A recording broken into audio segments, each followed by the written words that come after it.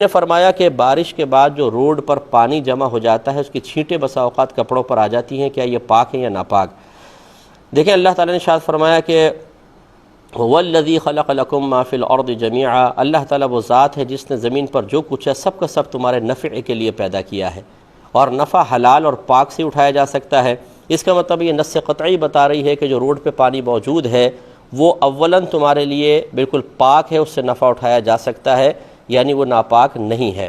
اب جب قرآن کی نص قطعی سے ثابت ہوا کہ ہر چیز پاک ہے تو اسے ناپاک قرار دینے کے لیے یقیناً کوئی نہ کوئی شرعی دلیل درکار ہے۔ خالی اپنے گمان سے ہم کسی چیز کو ناپاک نہیں کہہ سکتے، اندازے سے ناپاک نہیں کہہ سکتے، کیونکہ اندازے سے جو کچھ آپ ثابت کریں گے وہ شک ہوگا، ظنی چیز ہوگی، اور قرآن سے ہر چیز کا پاک ہونا قطعی طور پہ ثابت ہوا، تو ظنی قطعی کے مقابلے میں یقینی کے مقابلے میں نہیں آ سکتا، یقین کے مقابلے میں آ کر اس کو زائل کر سکتا ہے۔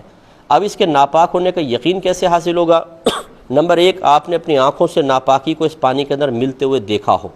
نمبر دو، کوئی ایسا شخص جس کا ظاہر باشرع ہو، کبھی اس نے آپ کے سامنے جھوٹ نہ بولا ہو، نمازی ہو، متقی ہو، پرہیزگار ہو، وہ یہ کہہ رہا ہو کہ میں نے اپنی آنکھوں سے اس میں ناپاک پانی ملتے دیکھا ہے، اگرچہ ابھی نظر نہیں آ رہا لیکن میں نے ملتے ہوئے دیکھا ہے، تو اس کی خبر کا اعتبار کرنا لازم ہے۔ اب یقین حاصل ہو گیا، اس سے بچنا لازم ہوگا، یہ ناپاک ہوگا۔ تیسری صورت یہ ہے کہ خود پانی کے اندر نجاست کا اثر ظاہر ہے۔ اثر کا مطلب رنگ یا اسمیل وغیرہ ہے، کالے رنگ کا پانی ہے، اسمیل بدبو آ رہی ہے گٹر کی، تو اس کا مطلب یہ ناپاک ہے۔ لیکن اگر یہ ذرائع موجود نہ ہوں، پانی گدلا ہے، تھوڑی بہت مٹی ہے اس میں ملی ہوئی، کوئی قریب گٹر نہیں ہے، آپ نے اپنی آنکھوں سے ناپاکی ملتے دیکھی نہیں، کوئی عادل شخص گواہی نہیں دے رہا، تو یاد رکھیں اس کو پاک ماننا واجب ہے، اس کو ناپاک نہیں کہہ سکتے ہیں، اور اگر یہ آپ کے کپڑوں تک پہنچ گیا تو آپ کے کپڑے بھی پاک رہیں گے۔ یہ انہوں نے کہا کہ مرد کا کپڑا پاک کرنے کا طریقہ کیا ہے؟ دیکھیں بہترین طریقہ یہ ہے کہ مثال کے طور پر آپ کا کوئی کپڑا ناپاک ہو گیا ہے، اس کو اتنا حصہ جیسے ناپاک ہے اس کو پکڑ لیں اور نلکا کھول دیں ہلکی مقدار میں، اور اس کو نیچے رکھ کر اس کو ملتے جائیں۔ جب آپ کو یقین حاصل ہو جائے کہ پانی نجاست کو بہا کر اپنے ساتھ لے گیا تو بس یہ پاک ہو گیا۔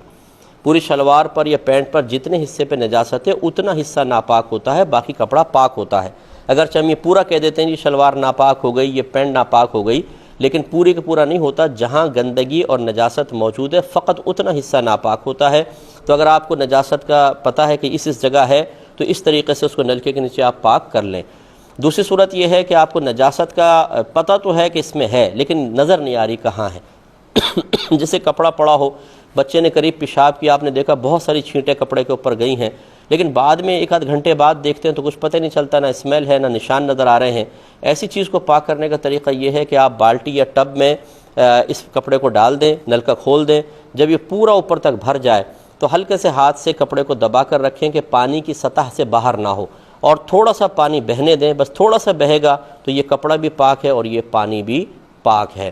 تیسری صورت ایسی ہوتی ہے کہ ایک آپ کو پتہ ہے کہ نجاست یہاں لگی ہوئی ہے لیکن آپ کے پاس مسلسل پانی بہانے کا کوئی ذریعہ نہیں ہے۔ مثال کے طور پہ ایک ٹب میں تھوڑا سا پانی آپ ڈبے سے اس کے اوپر ڈالیں گے اس طرح، تو جب ڈال کے چکیں گے تو دھار منقطع ہو جائے گی۔ اس میں یہ ہوتا ہے کہ جو سوکھی ہوئی جگہ ہے وہ آہستہ نمی کو سک کرتی ہے، تو جتنا یہ ناپاک حصے کے اوپر پانی لگا ہے اس کو وہ اوپر کو چڑھے گا تو اوپر کا حصہ بھی ناپاک ہوتا جاتا ہے۔ اس میں یہ کرتے ہیں کہ 3 بار دھوئیں گے اور 3 بار پوری طاقت کے ساتھ نچوڑیں گے۔ مثلا ایک بار آپ پانی ڈالیں، اس کو ملتے جائیں، پھر ہٹا لیں، اس کو پوری طاقت سے نچوڑیں کہ مزید نہ نچوڑے۔ اب اس کو رکھیں، پہلے اپنے ہاتھ دھوئیں، پھر اس کو پکڑیں، دوبارہ اس کے اوپر پانی ڈالیں، پھر پوری طاقت سے نچوڑیں کہ مزید قطرہ نہ نکلے، پھر اس کو علیحدہ رکھیں، اس جگہ نہیں رکھ دیجیے گا یہ ناپاک ہے۔ پھر دوبارہ ہاتھ دھوئیں دوسری مرتبہ، پھر تیسری مرتبہ پانی ڈالیں، پھر پوری طاقت کے ساتھ نچوڑیں۔ جب یہ تیسری دفعہ آپ نچوڑیں گے، اب اگرچہ اس میں نمی تھوڑی بہت موجود ہے لیکن قطرات آنا جب موقوف ہوں گے تو یہ کپڑا آپ کے حق میں پاک ہوگا۔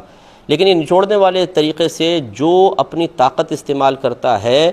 یہ کپڑا اس کے حق میں اور اس سے کم طاقت والے کے حق میں پاک ہوتا ہے۔ اس سے زیادہ طاقت والا چونکہ اپنا خود طاقت لگا کے مزید قطرات نکال سکتا ہے تو اس کے حق میں نہیں ہوگا۔ اللہ تعالیٰ فرماتا ہے لا یکلف اللہ نفسا الا وسعها، اللہ تعالیٰ کسی جان کو اس کی ہمت سے زیادہ آزمائش میں مبتلا کرتا ہی نہیں۔ تو آپ میں اتنی طاقت تھی، اتنے کہ آپ مکلف تھے، آپ کے حق میں پاک، لیکن آپ سے زیادہ طاقت والا اس سے زیادہ طاقت لگانے کا مکلف ہے، اس کے حق میں یہ پاک نہیں ہوگا۔ لہٰذا جو بہنیں بعض اوقات نچوڑنے والے طریقے سے اپنے شوہروں کے کپڑے پاک کر رہی ہوتی ہیں، یاد رکھیں یہ بہنوں کے حق میں پاک ہیں لیکن شوہروں کے حق میں ناپاک ہیں، انہیں اپنی طاقت خود ہی استعمال کرنی پڑے گی۔ ہاں اگر کوئی ایسی لمبی چوڑی بہن ہے اور شوہر کوئی بیچارہ پتلا دبلا سا ہے، اس کی طاقت کم ہے، بہن کی طاقت زیادہ ہے، تو پھر شوہر کے حق میں یہ